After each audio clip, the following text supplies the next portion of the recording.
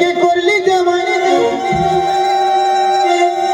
সে আজ হলো রে তোর ল্যাংটা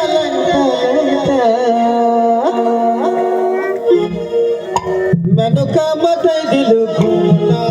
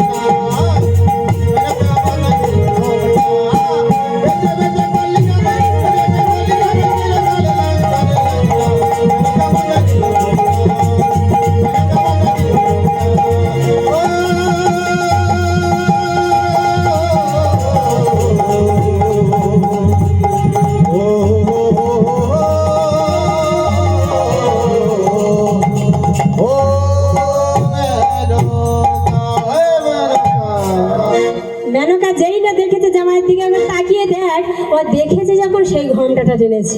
হ্যাঁ, এইবার ভোলেনাথ আমার বলছে আমিও যাব। পার্বতী তো দাঁড়িয়ে আছে রাসমঞ্চে, আর ভগবান অষ্টসখী বৃত হয়ে রাসমণ্ডলের ভিতরে রাসলীলা করছে।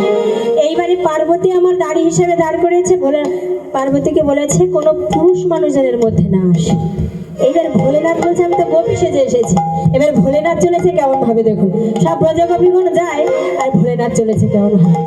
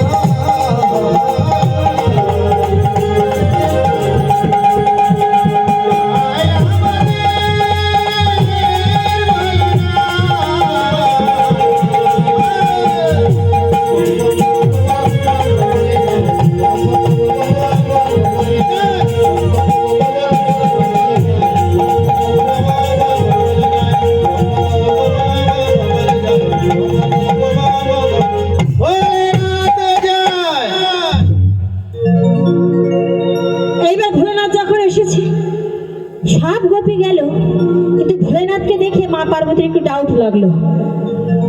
এইবার যখন ভোলেনাথ তাড়াহুড়ো করে প্রবেশ করতে যাবে, তখন পার্বতী দাঁড়াও দাঁড়াও দাঁড়াও